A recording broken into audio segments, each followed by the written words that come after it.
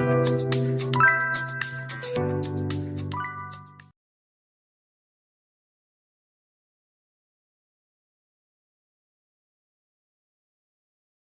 morning, folks.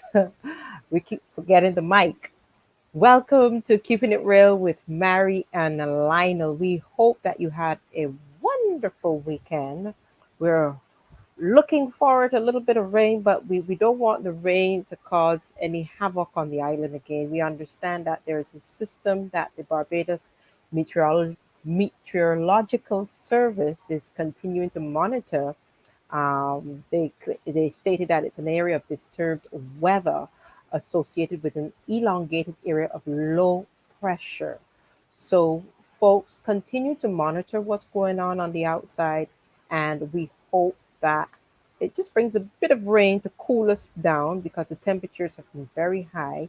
And we know, of course, that we need the water to refill our reservoir because water is what we get from through our limestone.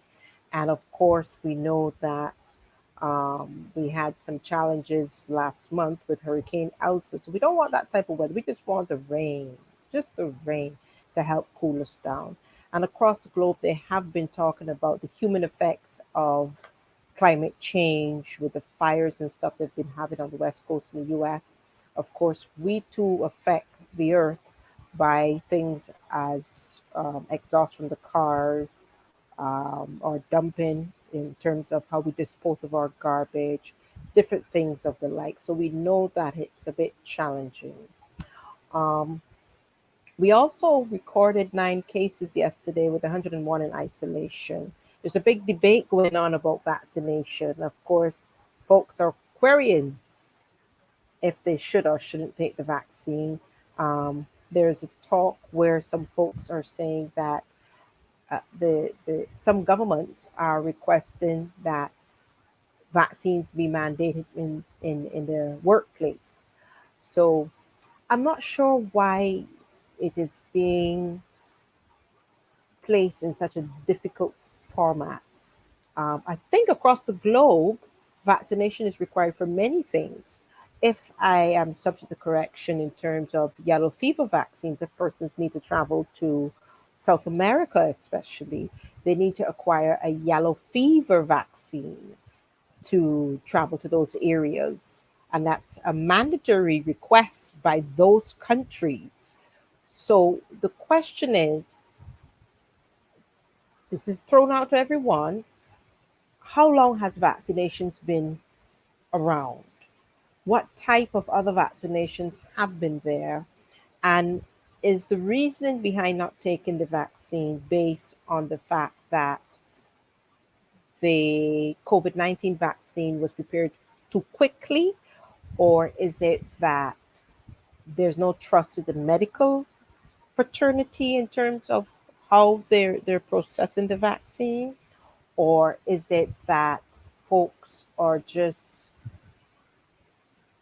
don't trust the system any longer in terms of getting a vaccine?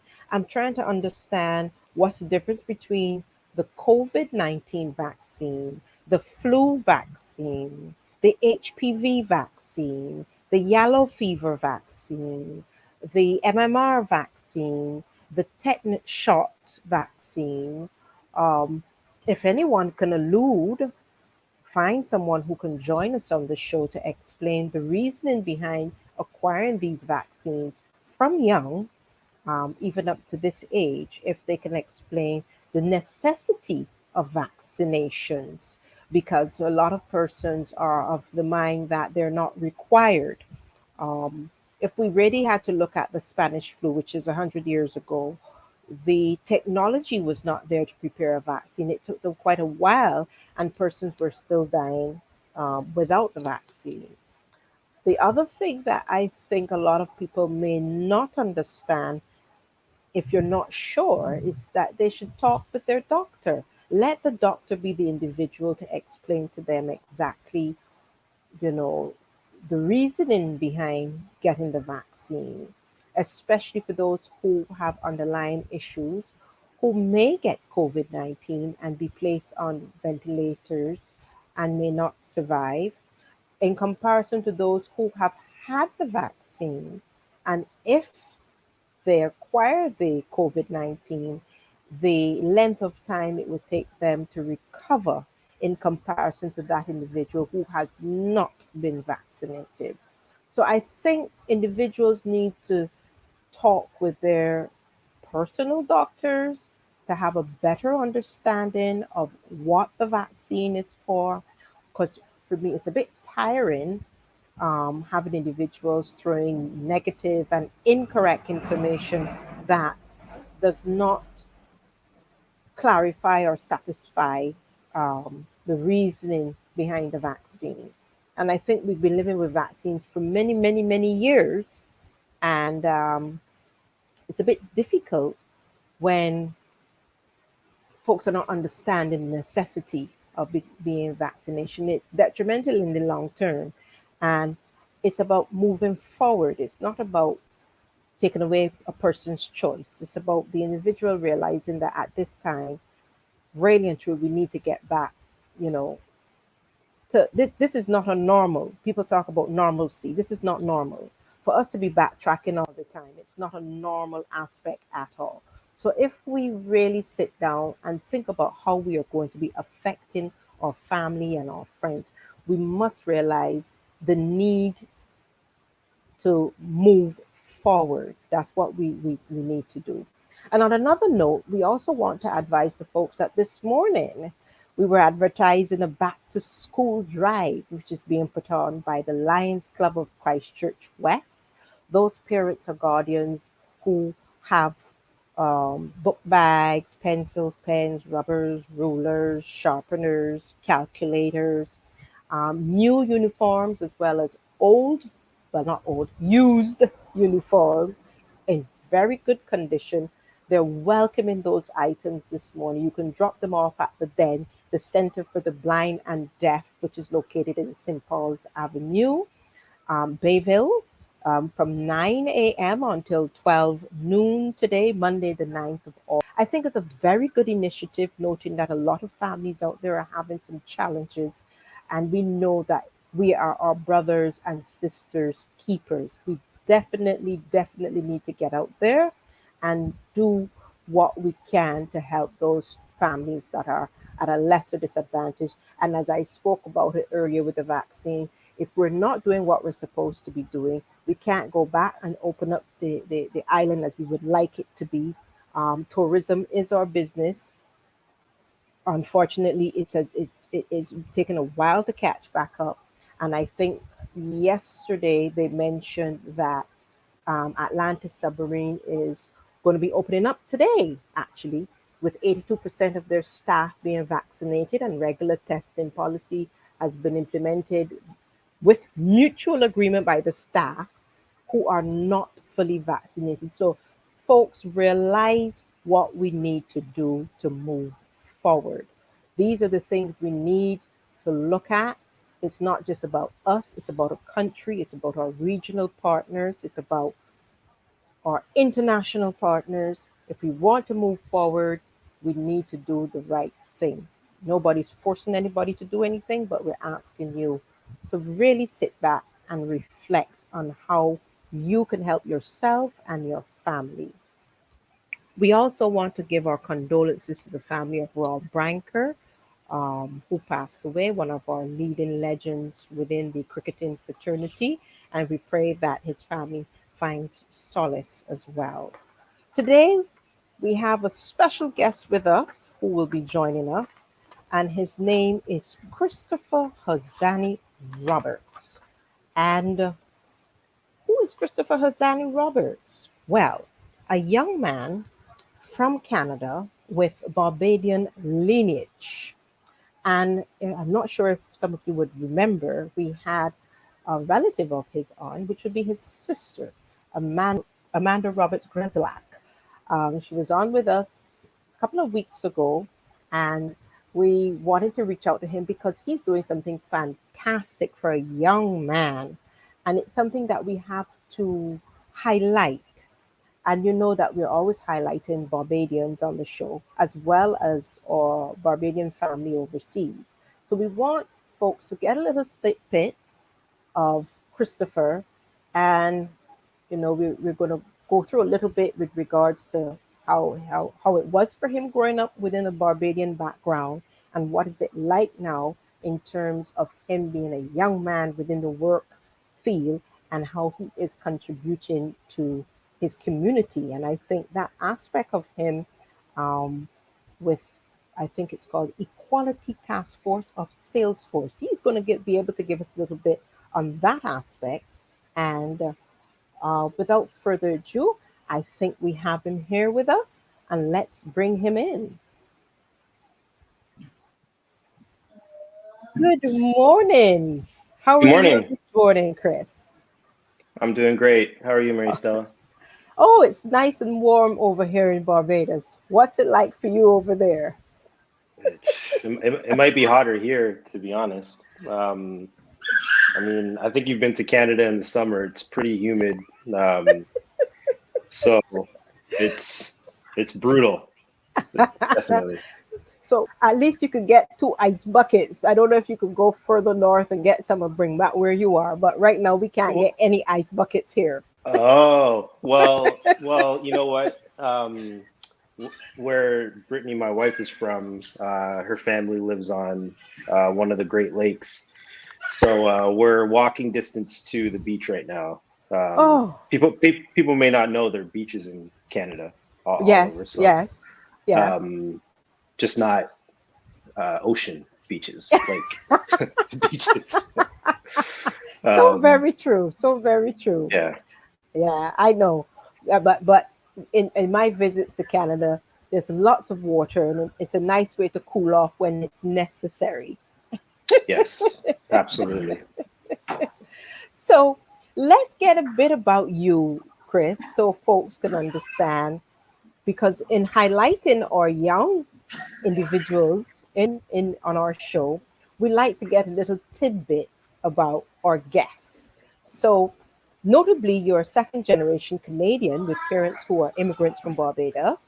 Your father was a coach and a teacher, Rudolph Roberts, and Hmm. your mom would have been within the airline airline and teaching, a bit of teaching really, um, within the industry, which would Yep. be the late Heather Barker Roberts. So, Her birthday was this week. Yeah. yes, yes, yes. Um, I noticed you said that you were also born in Montreal. Tu parles Yes. français? No. No. I wish. We moved to the Toronto area when I was maybe two and a half or 3 years old. Yeah. Um, but I think at that time um, a lot of kids of Bayesian immigrant parents were born in Montreal because at the time the elder Trudeau, so our Prime Minister Justin Trudeau, his father Pierre Trudeau, um, Hmm. kicked off a big initiative to bring skilled workers from the Caribbean to Hmm. Canada, and at the time Montreal was the primary hub. So um, it's not uncommon Hmm. for people of my age to be born in Montreal. Right. Um, but yeah, grew up most of my life in the Toronto area. Still here. Um, it's obviously it's a pretty large metro, so I'm not exactly where I grew up, but still work within the area as well. Beautiful, beautiful. So tell us a bit about you growing up in terms of your change from your primary, what you all would call like junior high, into high school with Barbadian parents. What was it like being brought up by Barbadian parents? I mean, uh, probably just as you would imagine, just what it's like in Barbados, right? Hmm. You tell us. And but what I'll say is what was very interesting and different from if I grew up in Barbados was that um, you know immigrants from the Caribbean they didn't only come from one island, they were from everywhere. Hmm. So, and coming into a new country, a lot of the focus of our parents was finding and or building community. Hmm. Um, So a lot of times that didn't really, it wasn't restricted to like Bayesian community. It Right. was just West Indian community. Mm-hmm. So Mm-hmm. the West Indian community is large and far reaching in the Toronto area. Mm-hmm. Um, and there was a lot of co-parenting going Yeah. on. Mm-hmm. Mm-hmm. So, for me getting licks and getting everything you could think of from my parents, Oh, uh, there were also times where, you were staying extended days at, in a Jamaican household, okay. and you may not have been getting licks there physically, but you're getting the mental licks. Yeah. And, Oh. you had just as much as, if not more, chores in Mm-hmm. their Mm-hmm. households than you did in your own.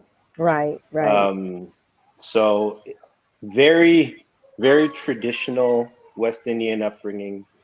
Um, it, but it's a part of our identity here now, Okay. you know. Okay. And it's a differentiator versus, like if you, like I work with a lot of people in the US Mm-hmm. for my company, Mm-hmm. and there's not a lot of visibility into the Black experience in Canada versus the US, and they are entirely different. I'd say, if anything, it's more similar to the UK, Mm. Yes. you know, Okay.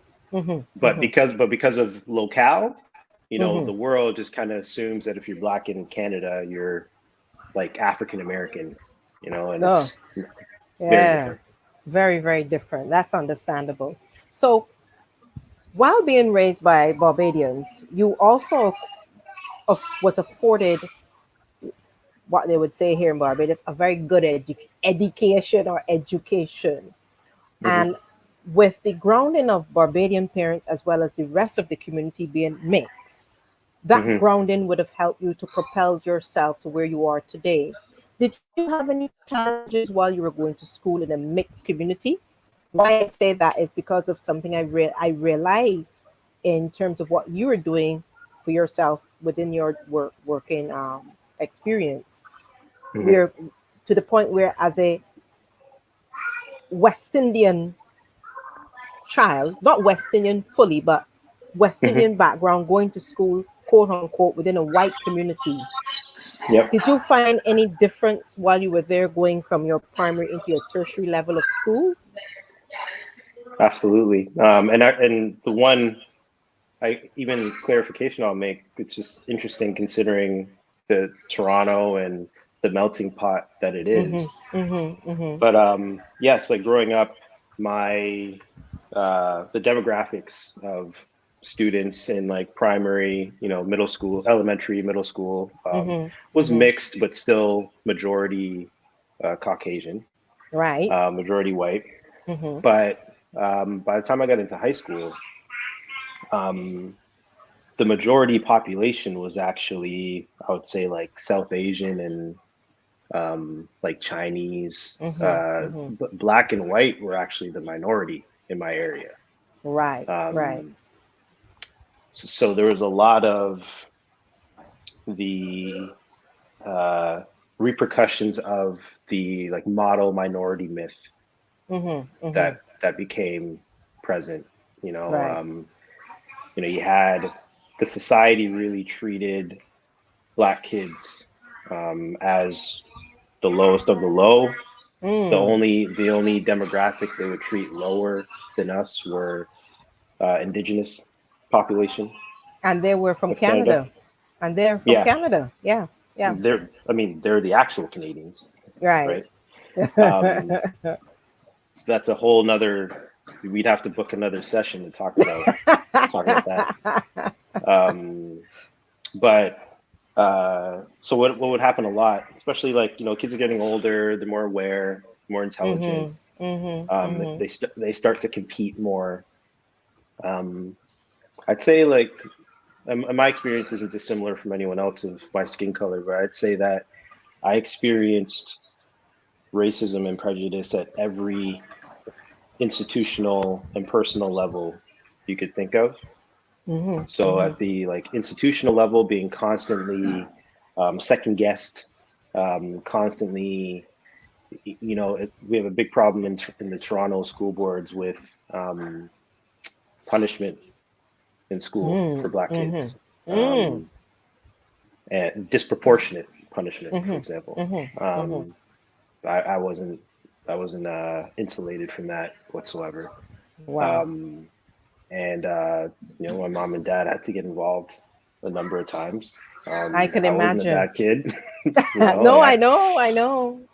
you Mm-hmm, know. mm-hmm, Um, and then you also have like from people of power in power, mm-hmm. um, your direct teachers, the type of discrimination there. Like I've had teachers, for example, like growing up, my dad is a high school teacher, Right. and I went to I was in a gifted program in high Mm-hmm, school, mm-hmm, and I actually had to be bused to my school.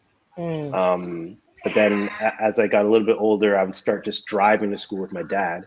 mm-hmm. I He'd drop me, remember. right? Mm-hmm, And mm-hmm. but because of that, he was a teacher, he had to be there early. So I was at school early Right. all the time.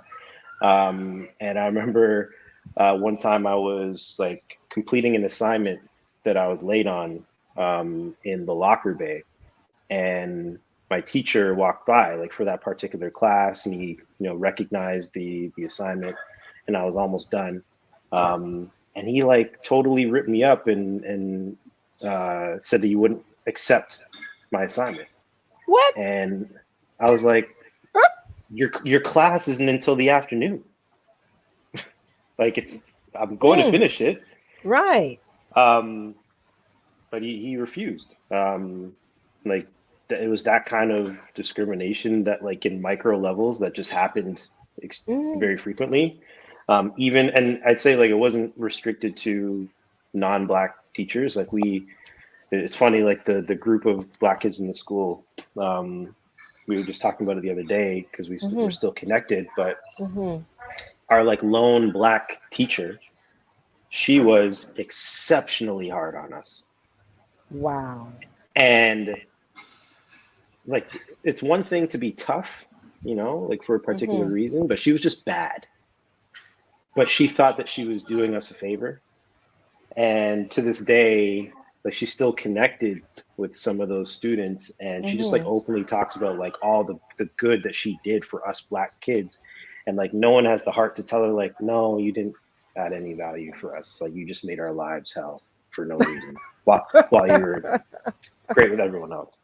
So they're just those levels. But then probably the most impactful, I'd say like negatively for me, was at the student level. Mm-hmm. Um, the racism that I would get from other students. And a lot of times I mentioned the model minority myth. It was from like not white students. It was from, Mm-hmm. Pakistani, Indian, Right. Chinese. And it was like it was a competition within the minorities. Right. Yeah. And Get it. and there's a lot of like historic racism. Like I've gone, as you can guess, my friends group is very diverse, and Yes.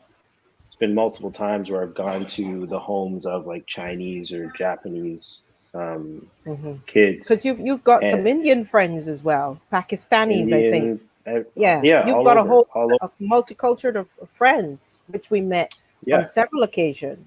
So yeah, with yeah. with with, with that, would that have helped in a sense bringing the this I have to use the word racism, the Hmm. racism to a certain level that you have a positive confidence within yourself to say, hey, listen, these folks are crazy.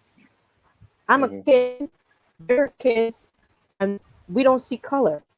And I don't want to go too far into it in terms of, well, I would know you, you would know me. Our family is a multicultural set of Hmm. folks. Hmm. We've Yeah. got black, green, yellow, purple. We've got everything in it. And we were Hmm. never taught to be prejudiced against anyone because we don't see color. Right. Um, and I think one of the factors that I would like to hear what you would say, being like most of us within the family, having a multiracial relationship, because quote unquote, I don't want to say white, but your wife Brit is not the same color as you, and you're not the same color Hmm. as Brit. But at Hmm. the end of the day, everyone is a human being, and we have a right of choice. And in terms of who we love and who loves us back, and we find that rounded individual within our relationship to be our best friend, or you know what has it been for you? I know in Canada it will be diverse, and it continues to be a diverse community in Canada. It doesn't matter which part of the world you are. And I know that there's, I don't want to say there's no racism, but there's racism wherever you go. And I'm sure that it might have attacked you at some point earlier in your relationship, middle or present, because sometimes you might go in a certain town or city that may look at you like, wait, what's this guy doing? What has that Hmm. been for you? Because I know you're very passionate about equality. So Yeah. tell me how that aspect has touched you with your life and your children. Well, I mean, so like talking about like my experience as a student and as a child, um, I wish I wish I had more strength back then. Like it was, those were difficult times, right? Yes. And I still have trauma from it. Mm-hmm. Um, and it's part of the reason why, like now in my like current personal and professional life, I Mm-hmm. advocate for equity, and Mm-hmm. not just equity for Black kids, like for Mm-hmm. all. Mm-hmm. Um, but you're right, like especially in relationships with Brittany, there's the standard stuff you would think of, but um, it's I'll give you an example. So when we were looking to like branch out and buy a home, Mm-hmm. etc., we're looking at different communities to live in. Mm-hmm. I grew up near Toronto. Brittany Mm-hmm. grew up west of the city, Mm-hmm. in like farm country. Right. And you know, how it is right now is you essentially have to move like out away from the city in order to find affordable living, etc. Yes. Yeah. Um, and the general consensus is like the further out of the city you move, the wider the communities become, As right? expected. As Mm-hmm. expected. So like even meeting Brittany's family, which is a very large family, like her mom alone has 9 siblings. Mm-hmm. Um, it was interesting because they were all welcoming and open, Mm-hmm. but they all had their individual prejudices, and um, they weren't very they don't really have a filter in her family, so it was Right. very uncomfortable for me initially, Yeah. but none of it was from a place of um, like ill intent, Yeah. Or but not as knowing. Or not knowing. yeah, it was Mm-hmm. Mm-hmm. totally, they're oblivious to it. um, but like certain things, like for example, when we purchased a home in our community now, and we were in the backyard with our movers, and the side of our home shares a roadway with a business, Right. and the owner of the building just like walked into our backyard, walked right into like a circle of conversation we were having, interrupted everything. It was like an old like Eastern European guy, and he was just like, "Oh, like who's moving in here?" So I like put up my hand and took him aside. And he was like, "You can't leave the truck there in the roadway." And I was like, "Okay, like we're almost done moving, whatever." He's like, "No, no, you have to move now." And I was like, "Okay, no problem." So as I'm about to go do that, he stops me. He's like, "So, you guys are renting here?" And I said, "No." And he said, "Well, what do you mean?" And I'm like, "What do you?" I'm like, "I don't understand. I would Like, have what done do a you mean?" Medea. I would Right? have done a Medea, Chris. Yeah, yeah. He's like, "You're moving in here." He's like, "You're not renting." I'm like, "No, I bought the house. I own the house." Are you an idiot? And Sorry. Go ahead. he just stared at me and walked Mm-hmm. away, right? And so that's the first day that you move into a new community, and that is Yes. that's your neighbor, Yeah. right? Mm-hmm. Mm-hmm. A few months after that, I was taking the bus to the train station for work, Mm-hmm. and early morning, like 6:30, 7 a.m. Mm-hmm. It's cold in the winter, and the bus shelter Mm-hmm. uh, it's kind of frozen, and someone had like drawn some stuff on it, and it was Right. those that the hangman game where you like guess Mm-hmm. the letters, etc. Mm-hmm. They Mm-hmm. had that, and the name was nigger. and it was like, Mm. the noose, and all that. Mm. And I was just like, You why, wouldn't right? expect that. Yeah, yeah, yeah, yeah. And what I did was I didn't erase it or anything. I left it there. I took a photo and I left it there. And I was just curious to see like how long it would stay there. And I think it was like Mm. 3 or 4 months. It was like the entire season Wow. that it stayed there, and I had to look at it every day. And it was one of those things that like I didn't at the time I didn't share with Brittany, my wife, right away Mhm. Mhm. because I knew it would really bother her. Yeah. Um, and to your point, like for people who like if say are not black, but they are Mhm. like totally empathetic to our experience. Mhm. Um, Mhm. Mhm. whereas we've been compartmentalizing Yes. microaggressions and Yes. macroaggressions for so long. Mhm. For them, that's like a new trauma. They may not know how to deal with it. Mhm. And like I'm an extension of her now. So the minute I told her, like she was super emotional. She was like, Yeah. she was like crying unexpectedly, and I was like, hey, like Yeah. this is Because it she's not happens. seeing it. She's not seeing it the way that the Right, other person is. She's seeing an individual that she loves and respects. So right. when you have individuals who are like that, you can only commend them because they're now seeing the struggle. They're now Hmm. understanding the struggle. Because for them, as you said, she's from another side of Canada, and she would have been, as you say, I don't want to say ignorant, but excuse me, unknown to what's really happening out there because of the society that she's already been groomed in. So it's going to be very, Hmm. very different. But notably, if she has seen an individual that she has fallen in love with and said to herself, this is her partner for life, that tells you Hmm. she's not seeing color. She's seeing the Right, individual and their right. heart. That's the And it's important part. and especially now for her having two black sons, black boys. Yeah. It's we have very real And I can't conversations in tell the their household. color. I can't tell their color. So I'm like the They're two pretty, boys. they're pretty fairly ambiguous, but you know what? It's one of those things where, and like both she and I have seen it happen with mixed kids. Yeah. Even that is an entirely different experience where kind of like the whole model minority thing, like Mhm. you're favored. There's Mm. colorism, Mhm. um, and you can kind you get a ton of benefits up front. Mhm. Um, but if you get lost in that and you don't really take stock of your history, you'll become a adult, a young adult, Mhm. etc. And they're not going to be ready Right. for racism, Yeah. right? Yeah. Like they're Yeah. going to experience it at one point, right? Yeah. And so like my thought is like, how do we properly prepare them for that, right? Yeah. And like my thing is like they just need to be aware that like they are black from the beginning because the Yeah. world is going to see them as black Yeah. one way or another. Another. That's right. That's right. Don't care how much was it melanonin they have.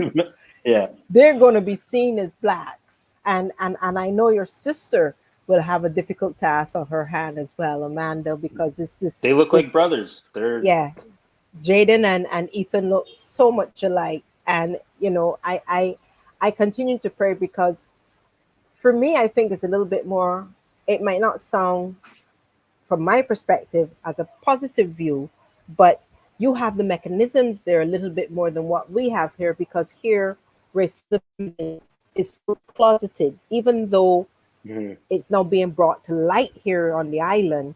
It is still a closeted topic. They very much shy away from it. And a little tidbit you wouldn't know would be, excuse me, when I first came to Barbados, I didn't speak English. Secondly, my father was dark and I was fair. And when I went to school here in Barbados, the first thing, it's not a word that I knew to translate from French to English, was honky. So I didn't mhm, know what it meant. And mhm. my dad had a friend who used to look after me. I used to call her mummy. And when I went, she chastised me profusely and said, "Don't ever let me hear you with that word again." Now she's black. So Yeah. I'm crying, I'm not understanding what it is. And then as I got older, then I understood that there was racism, because anything lighter than somebody going to school here in Barbados was that they're white. And Yeah. the sad thing is, as you said, it affects you mentally. And at some point in time, you have to try to erase it or put it in your back drawer, kind of thing. Because if you Mhm. don't, you won't be able to move forward. You're going to be closeted at some point and, withdraw and not realize that I'm human like you. I have the same blood, heart. It is Oh, it's very hard to have to go through that. And I think the other day my daughter made a comment, and I had to try to tell her. I said, mommy's not white. And she keeps saying that. She said, but mommy, I have a dark daddy and you're white. I said, I'm not white. I'm fair skinned, or mhm, red or brown, but I'm not mhm. white. And I had to tell her, this is white. This is white, you know. And and that's why I try to explain to others out there that our family is so big. We have a proper pot of Yeah, nationalities, and I love it. And COVID has somewhat deterred our, getting together and that kind of stuff, which we would, God willing, be able to do. Now, the note of family, and I know there was a person, not only your father, but your mother, who played a pivotal role in your life. And as you said earlier, she would have celebrated her birthday here, just before the weekend. mhm, And I know that cancer was detrimental in that aspect of losing her. mhm.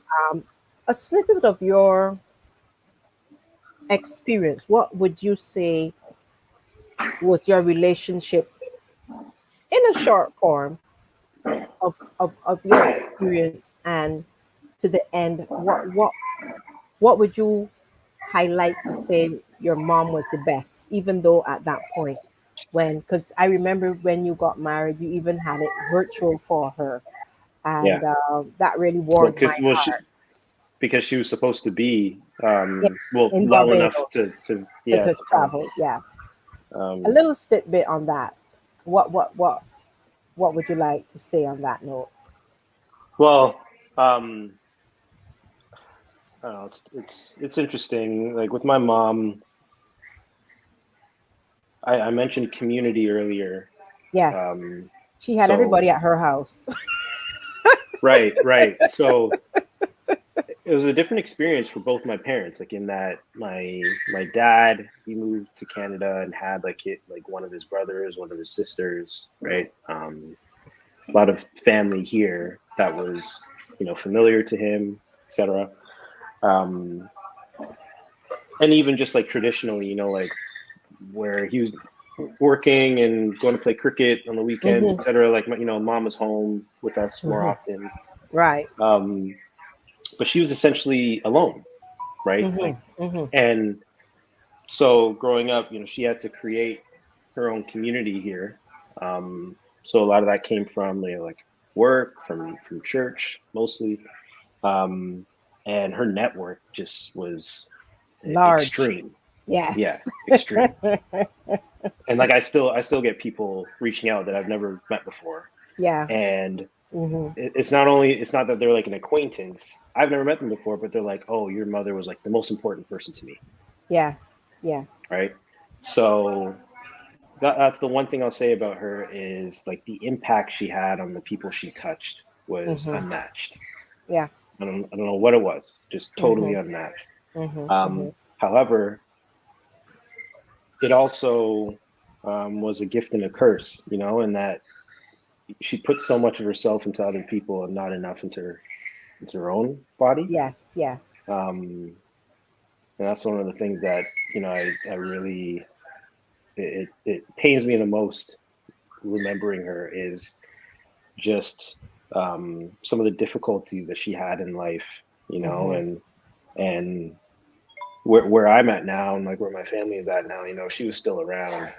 Um, there's so much I'd be able to give to her, Yes. but um, one of the things that I did after she passed was I went through grievance counseling, Yeah.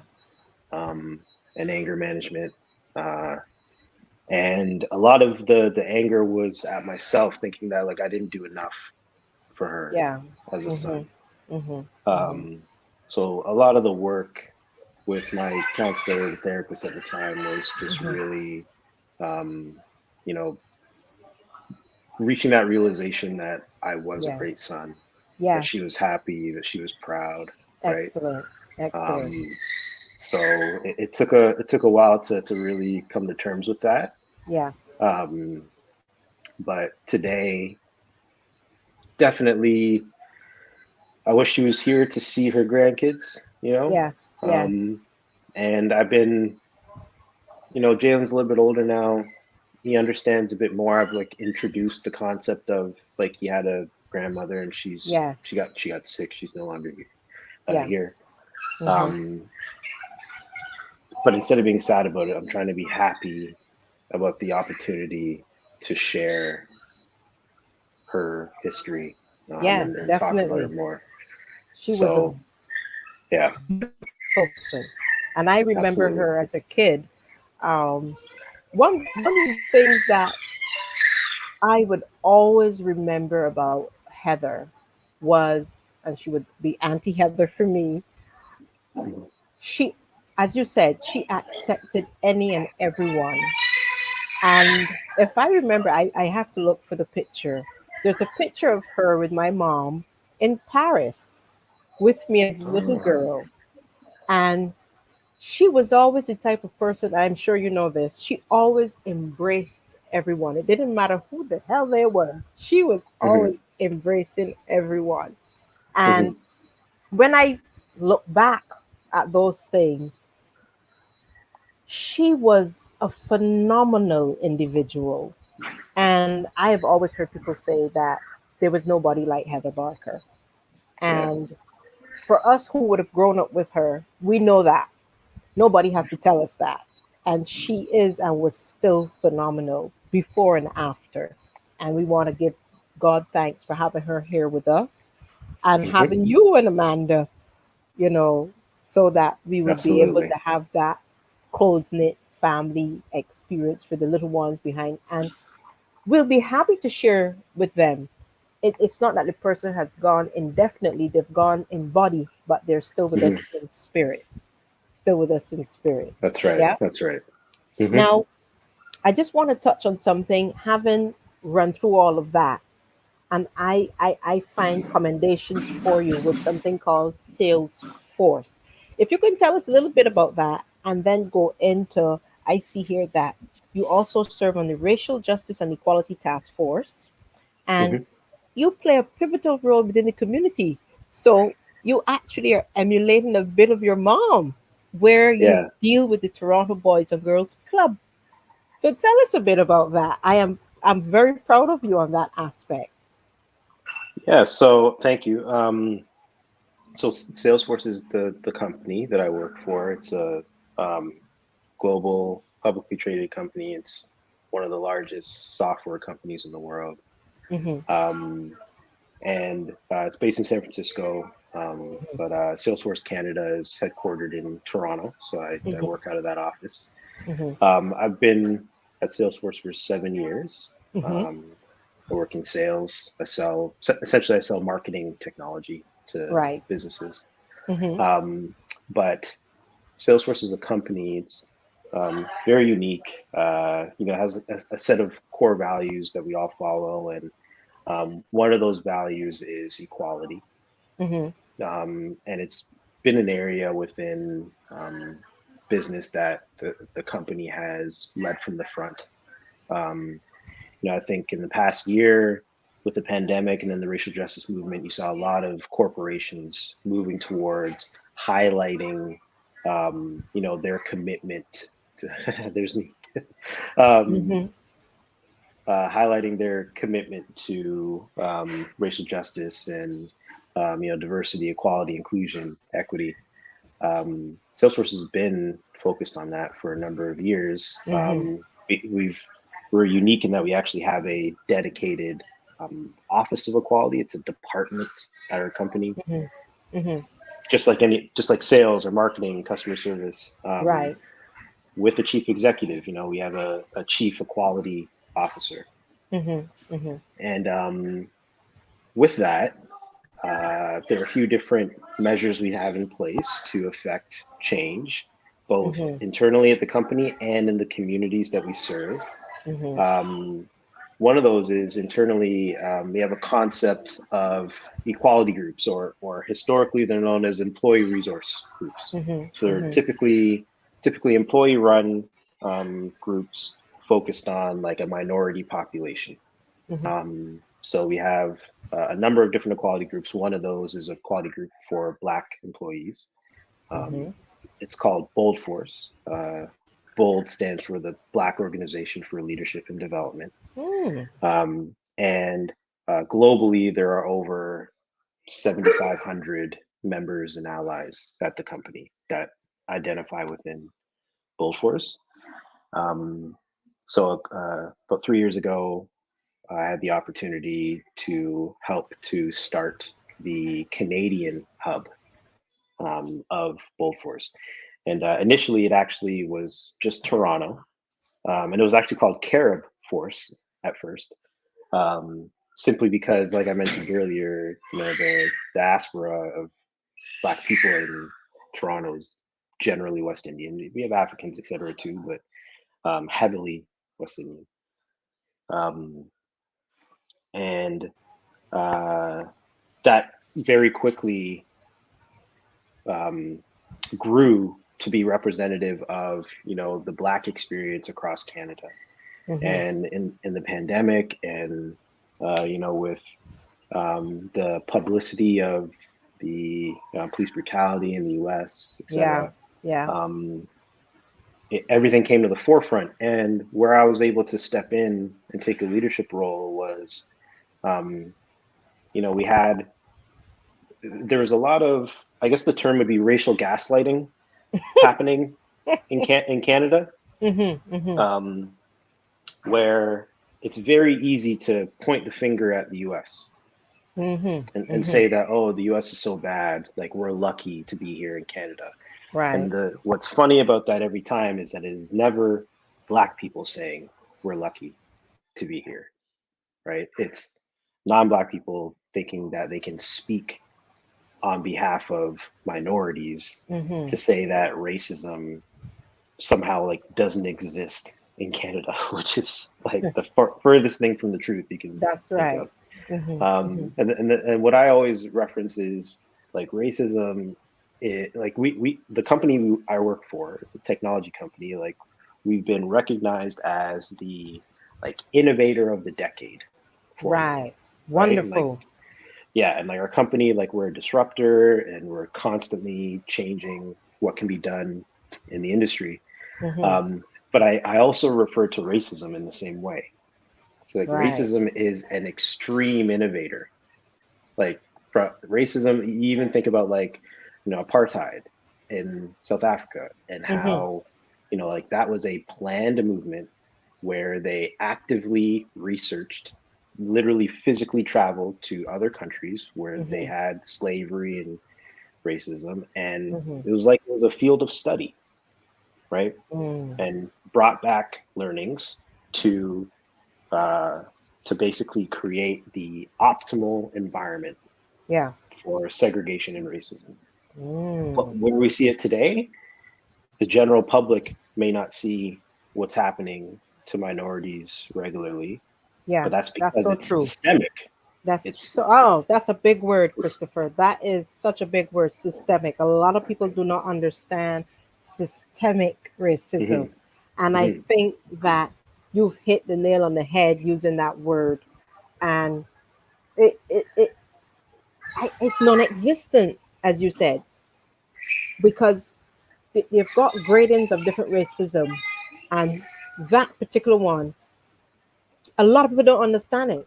They don't. mhm, So, mhm, I think for you and your team, you have a lot of work to do in terms of bringing a lot of things to the forefront. And as you said, even the blacks themselves don't even know what it means because they're mhm. But experiencing yeah, it every day and don't they're realize, experiencing it. yeah, and don't Yeah, realize it. Yeah. yeah. So we've it's so we had a lot of work to do to ensure that Canada was not insulated from Hmm. the movement. Mm-hmm. Mm-hmm. So, which I'd say we've been successful, and it's given us an opportunity to do a lot of great work in the community. Beautiful. So it's one thing to help our own employees, Yeah. but it's really all within the same fight. Yeah. A lot of the work that we've done in the past year, 1 to 2 years, has been focused on equitable access to our platform for Mm-hmm. Black people, Mm-hmm. because essentially what happens with systemic racism is, you have Black people being in low socioeconomic status. Yes.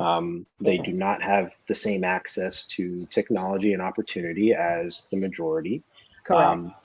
They're also, we call it streaming, Mm-hmm. but like within the schools, Black kids are disproportionately Fortunately, yes. pushed into non-academic courses when all things remain the same with their Ah, counterparts, yes.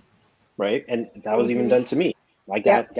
counselor in high school, I was in the gifted program at our high school, and Mm-hmm. he tried to push me into applied classes the minute that I had, a misstep in grades. And Mm-hmm. he wasn't doing it to anyone else, right? Mm-hmm. It's a good thing I didn't listen to him because I wouldn't be where I am now.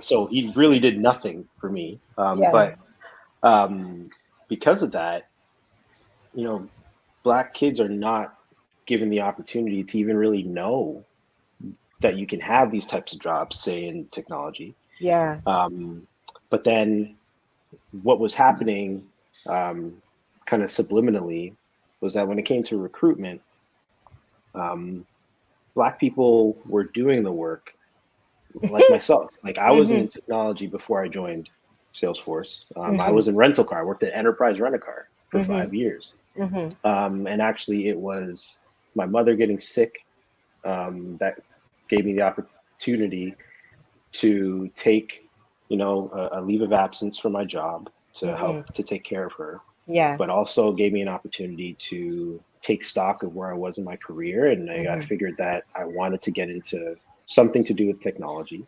Mm-hmm. And that's how I came across Salesforce. Mm-hmm. Um, but I didn't have the traditional background that they were looking for. Mm-hmm. Mm-hmm. But I was given the opportunity to tell my story. Right. And once they heard my story, they realized that they'd be missing out if they did not give this person a chance. Yes. Yes. And that is consistent for Black people at this level.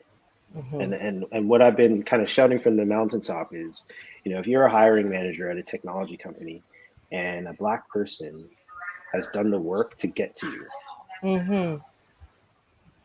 you have to know that they've gone through an extreme amount of challenge and hurdles Yes. to get there. Definitely. And that Mm-hmm. means that they're committed. That means that they have a high level of effort, critical thinking, right? Mm-hmm. And that at Mm-hmm. the very least, you should be giving them the opportunity to tell their story, right? Yes. What was happening is that they don't see the checks on the resume, and they don't even talk to them, right? So it's that kind of exercise that we'd be going through regularly with like different departments, et cetera.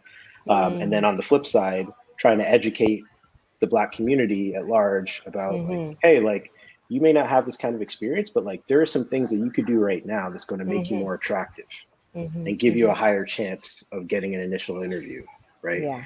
And here are the types of things that you should be focusing on since you don't have this experience, et cetera. So we've broken it down into different levels. There's like, Mm-hmm. the people who have at least some level of work experience and Yeah. you can help them in that area, but it's also getting to the source, getting to the kids, right?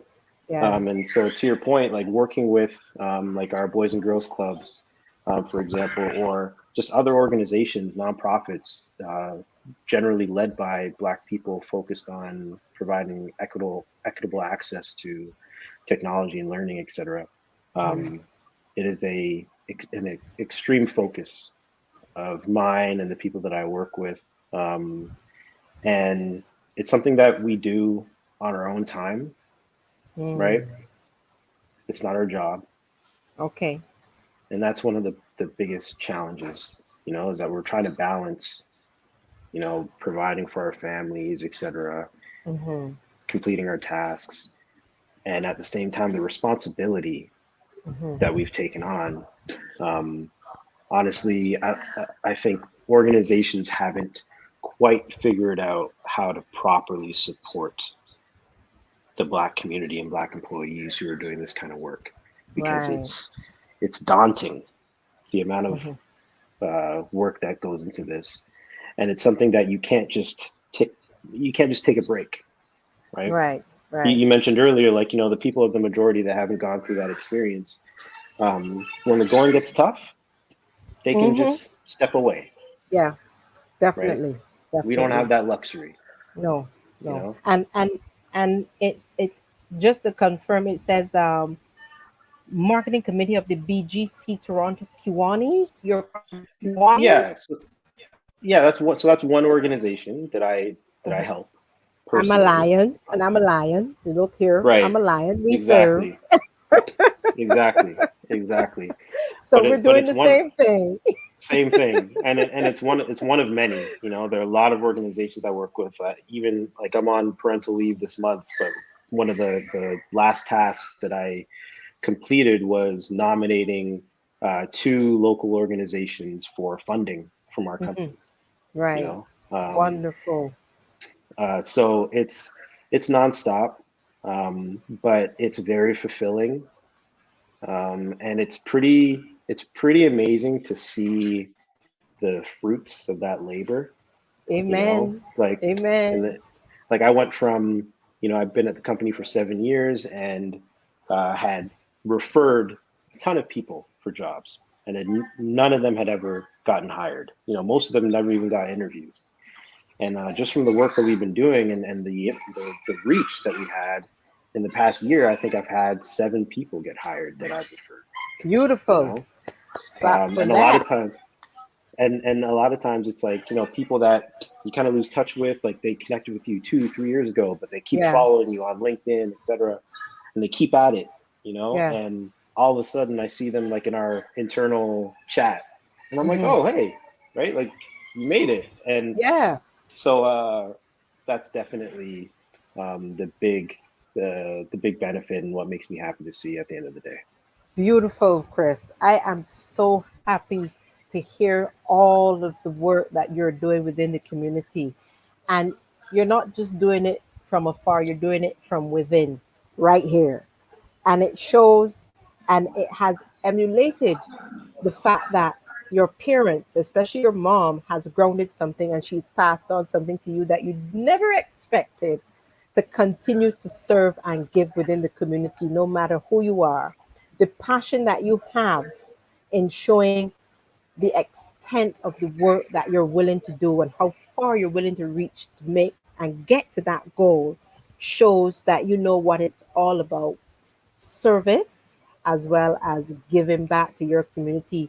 And as you said, you're working from in your company, work, as well as from home. So it shows that your grounding was perfect, Hmm. regardless Absolutely. of all the challenges that you may have had along the way. Those challenges were your lessons and your stepping blocks to who you are today. And we want to thank you and make a notable um, point that all of our guests who come on the show become part of our walk, star star on our walk of fame. So you're going to get one of our stars because you have contributed to your community and continue to give of service. And that's what we emulate here on our show. So your star is going to be just up there with everyone else because you have been recognized not just as a Canadian, but as a Barbadian Canadian. We've got to switch it Hmm. around and know Hmm. that folks out there would realize that you are making your contribution from the heart and not because of, as some people may want to say, right? And I also want to take this opportunity to congratulate you. I think y'all got 11 medals. One of them was also from Andre DeGrasse. Like Yeah, yourself, he has a Caribbean connection who his late father, who passed away earlier in the year, is a Barbadian. So that's true. I think congrats. the Damian Warner, the greatest athlete, the The decathlete that won hurdle, the gold. cat. Yeah. I'm fairly certain his one of his parents is also Barbadian. So Really? Well, I'll have to I Google that. believe, yeah, I believe so. Yeah, no, we're like we are all over that here. Yep. All Like I right. said, it's a part of our identity. And I'd be Yes. remiss not to mention. I know, like obviously, because her birthday was just a few days ago, and rest in peace to my mom. But that idea of service, and working in the community, a lot of that came from my dad too, Yes. Uncle Rudy, right? Uncle Rudy. Him being an educator, for so long. Yeah. Um, Growing up, you don't realize it at the time, but my sister would. I don't know if she touched on it in her session, but um, on the weekends we would go for drives into the Uh-huh. city with my Hmm. dad Hmm. and pick up random people we thought were like relatively random, and like take them shopping to flea markets, etc., to find like goods for home, etc. And what that actually was my dad was, in addition to like teaching math and you know woodworking, photography, coaching cricket, etc. He also taught English as a second language, ESL. Hmm. Hmm. So he worked with a ton of immigrants, refugees, who didn't really have anything, who were like new to the country, just trying to find potential community, and Hmm. he offered that for them. And it's something I'll never forget, and something that he always did throughout his life, and even just for me personally, um, anything I ever asked of him, he did for me. That's So right. Oh yeah, that's Rudy. Yeah, mhm, definitely. mhm, That is definitely Uncle Rudy. And yeah, he was not. I never knew him to be a no guy. yeah. He's not a no guy. Yeah, for family, people he cares about. He's he's I've pretty never heard him passionate. say no. Yeah. Yeah, Yeah. so I definitely have that trait now, Yeah. so I have to give him a ton of credit as well. Like obviously, both my parents are amazing. Yeah. Yeah. Yeah. So without further ado, we take a thank you for Christopher Hasani Roberts for joining us this morning on our program. And we want to remind the folks out there, the Lions Club of Christchurch West is having their back to school drive at the Den, a center for the deaf, the blind and deaf, which is located on St. Paul's Avenue in Bayville. Bring out all the stationery, the knapsacks, the new uniforms, the used uniform that are in good condition. As the Bajans would say, don't bring the holy thing. Bring what you know you can give to a child who would need in these difficult times. The children need our help. These families need our help. So whatever you can bring to donate, they're there from 9 this morning until 12 this afternoon. I also want to remind all of those folks who are dropping off, remember they're keeping the COVID-19 protocols. They're asking you to wear your mask, social distance. And we always remind our guests, those who do follow the show, call a friend. Make sure that you contact them. Give them a little call and let them know that you love them. You're just checking in on them. So, folks, we ask you to have a beautiful day and enjoy the rest of the week. This evening, we're going to have Road to Tokyo Olympics with our own Captain Michael Jules and one of our own Caribbean athlete, Miss Serenia Miller from St. Vincent and the Grenadines. This evening, 6 p.m. is going to be hot this evening. So, folks, don't you miss it. The topic is not only going to be about the Olympics, it is going to be about the sporting industry. And we're going to touch on that this evening. So, folks, have a beautiful day and see you later this evening. Bye bye.